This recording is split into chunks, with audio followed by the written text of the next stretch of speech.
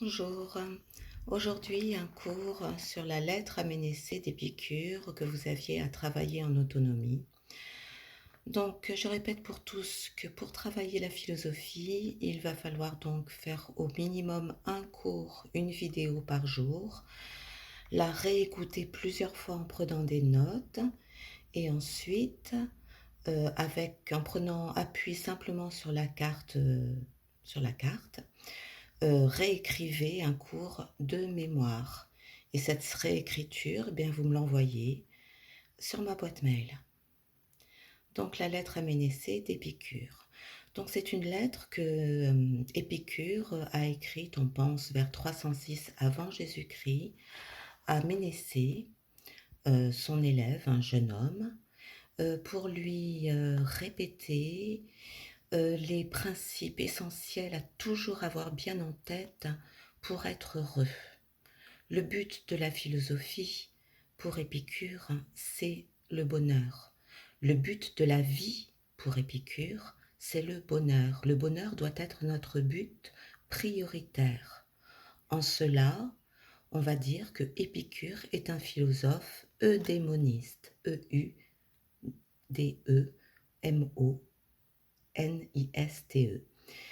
Les philosophies eudémonistes, ce sont des philosophies qui affirment que le but prioritaire de l'homme, ça doit être le bonheur, et Épicure est eudémoniste.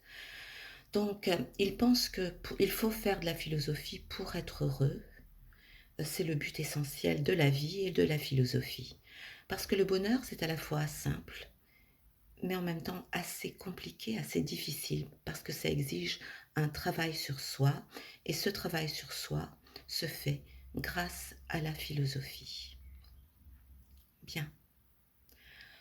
Donc, la philosophie, grâce à la pensée, grâce à la raison, nous permet de comprendre les grands principes qu'il faut suivre pour être heureux.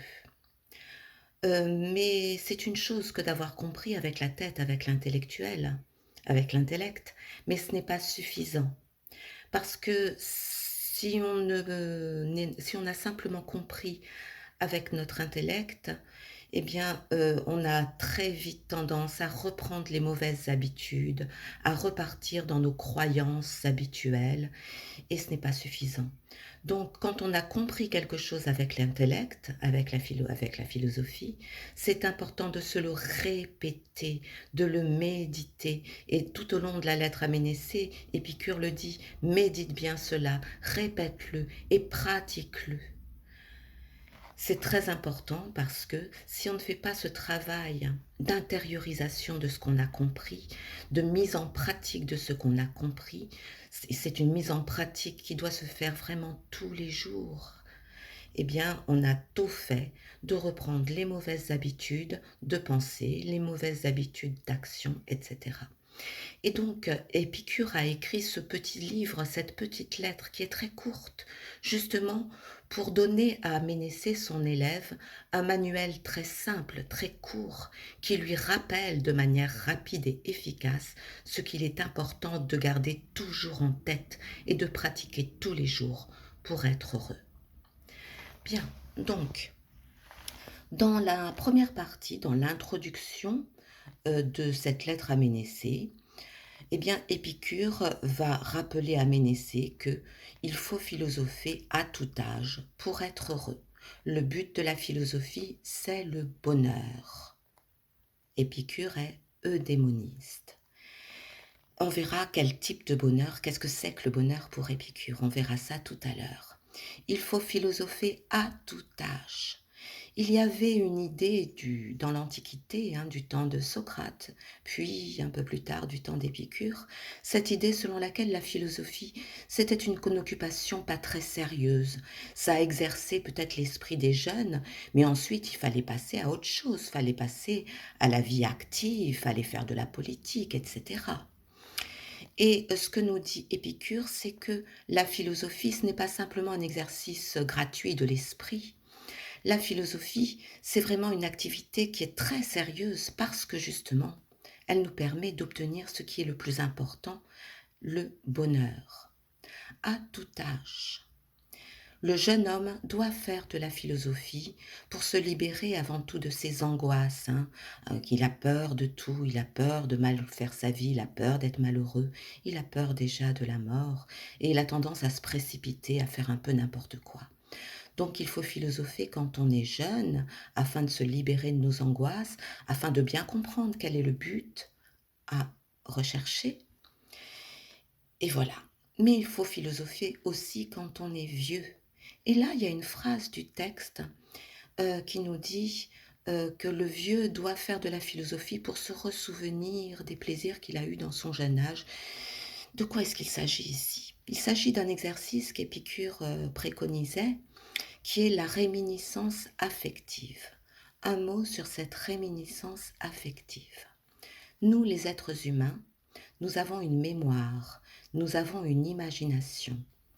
Et cette mémoire, cette imagination peuvent être nos pires ennemis, parce qu'ils peuvent nous ancrer dans les mauvais souvenirs, ils peuvent nous ancrer dans nos angoisses, etc. Et on va voir que c'est très dangereux. L'imagination peut être notre pire ennemi, mais ça peut être aussi notre meilleur allié. Quand nous vivons un moment de plaisir, quand nous vivons un moment où nous sommes bien, eh bien nous le vivons certes dans l'instant, mais aussi nous avons cette possibilité d'engranger toutes les bonnes sensations, de les engranger dans notre mémoire. Et ensuite, si nous nous entraînons à cet exercice, nous pouvons apprendre dans les moments où nous en avons besoin, dans les moments de vieillesse. Vous savez que la vieillesse va souvent de pair avec la douleur, et à l'époque, la douleur, il n'y avait rien pour la soulager, il n'y avait pas d'antalgique. Donc dans les moments où on a le plus besoin, eh bien si on s'est bien entraîné, on va réussir à faire ressurgir les bonnes sensations qui vont remplacer peut-être les sensations de douleur. Petit exercice. Fermez les yeux et imaginez un citron, vous le voyez. Imaginez que vous prenez un couteau et que vous coupez le citron en deux. Et maintenant, vous imaginez que vous prenez le citron et que vous le pressez sur votre langue. Bien, pour beaucoup d'entre vous, vous allez ressentir vraiment dans votre corps la sensation de l'acidité du citron. Vous allez peut-être même saliver. L'imagination, c'est une faculté précieuse et si on entraîne cette faculté, eh bien, elle nous permet de faire ressurgir, vraiment de faire remonter les bonnes sensations dans les moments où on en a le plus besoin. C'est ce qu'on appelle la réminiscence affective. Donc l'imagination peut être notre pire ennemi, on va le voir tout au long de cette œuvre. Elle peut nous faire désirer des choses qui vont nous rendre sans arrêt insatisfaits. L'imagination, elle peut aussi nous faire angoisser terriblement. Mais l'imagination, si on sait la contrôler, si on sait bien l'utiliser, elle peut être aussi notre meilleur allié. Il faut philosopher à tout âge pour être heureux. Le bonheur, donc, est le but de la vie. Mais c'est quoi le bonheur pour Épicure? Il ne le dit pas dans cette introduction, il ne le dit pas de manière explicite, mais pour comprendre toute l'œuvre, il faut le savoir dès le départ. On peut faire une équation. Pour Épicure, la sagesse, être sage, c'est le bonheur. Le sage est un homme heureux. Mais c'est quoi le bonheur? Le bonheur, c'est le plaisir. Être heureux, c'est avoir plaisir à vivre. Le bonheur, c'est le plaisir. Mais ce n'est pas n'importe quel plaisir. On peut distinguer, en gros, deux types de plaisirs. Il y a ce qu'on appelle les plaisirs en mouvement. Les plaisirs en mouvement, ce sont des plaisirs qu'on obtient quand on satisfait un désir antérieur. Par exemple, je désire un gâteau au chocolat. Je manque de ce gâteau. Il y a une certaine tension en moi vers ce gâteau au chocolat. Je désire un gâteau au chocolat. Le désir, c'est un manque et c'est une tension. Mon désir, il va monter, il va monter, il va monter, il va monter. Et j'ai mon gâteau au chocolat. Et ça va me donner du plaisir. Mais ce plaisir, c'est le fait que la tension se relâche. C'est ça le plaisir, la satisfaction d'un désir qui est dû au relâchement d'une tension. Mais ce plaisir, il ne peut pas durer longtemps. au bout d'un moment, eh bien, il n'y a plus de plaisir. Et pour qu'il y ait à nouveau du plaisir, il faut qu'il y ait à nouveau un désir, un manque, une tension qui ensuite va être satisfait et la tension va se relâcher. Ça, ce sont les plaisirs en mouvement. Et vous voyez bien que les plaisirs en mouvement ne peuvent pas être durables. Ils ne durent qu'un temps. Et pour avoir de nouveaux plaisirs, il faut avoir ensuite de nouveaux manques, de nouvelles tensions. Ces plaisirs, ce ne sont pas eux qui constituent le bonheur et on verra qu'ils sont dangereux pour Épicure. Il risque, si on est dans le jeu des plaisirs en mouvement, on risque d'être sans arrêt insatisfait. Mais il y a un deuxième type de plaisir, le plaisir au repos, qu'on va appeler ataraxie. Ataraxie, ça veut dire absence de tension, absence de douleur. Et ce plaisir de l'ataraxie, c'est un plaisir stable, et c'est ça le véritable bonheur. Le véritable bonheur qu'il faut rechercher, c'est le plaisir stable de l'ataraxie. Et l'ataraxie, c'est simplement ne pas avoir de tension, ne pas avoir de douleur. Alors ça peut paraître bien décevant de se dire ouais, il faut simplement rechercher de ne pas avoir de douleur, mais je cherche quelque chose de bien plus palpitant dans la vie.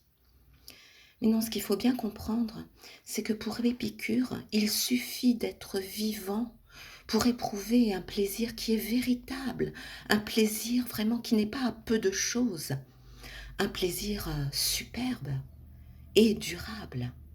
C'est bon de vivre, simplement de vivre. Ça nous procure un plaisir qu'on peut dire même extrême, extrême, mais durable, stable, zen, comme on pourrait dire aujourd'hui, en repos. On est serein, on est bien.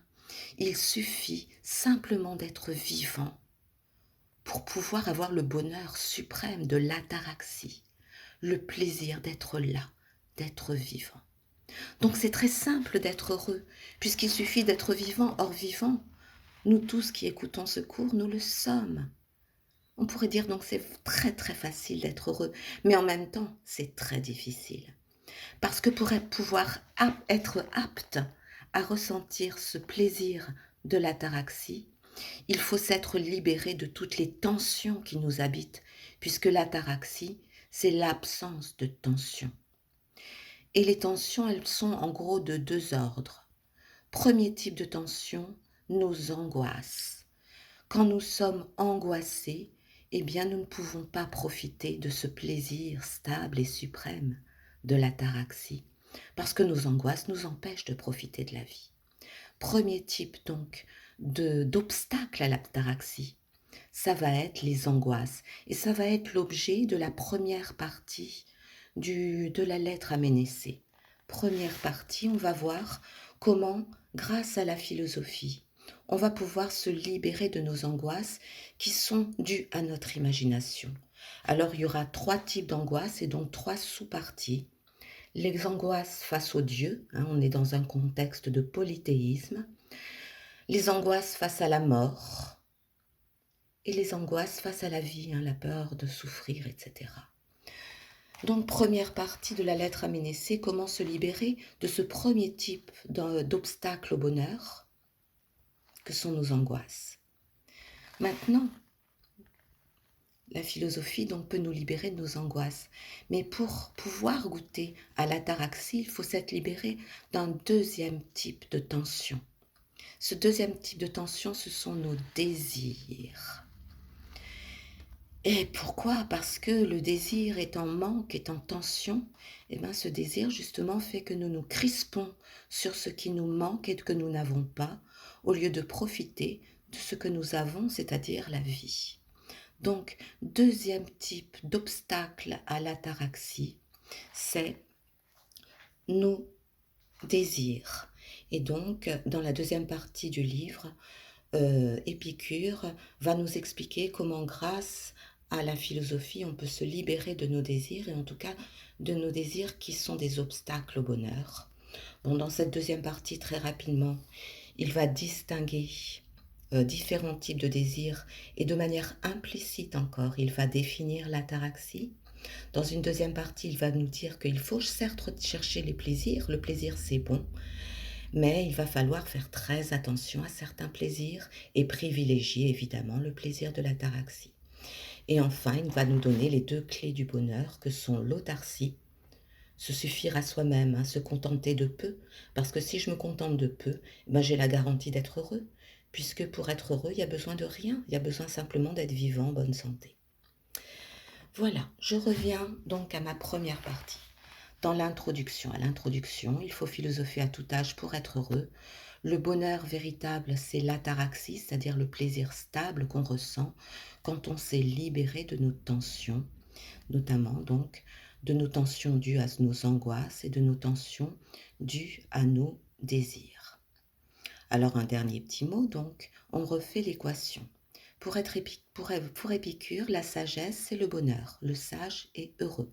Mais c'est quoi le bonheur? C'est le plaisir.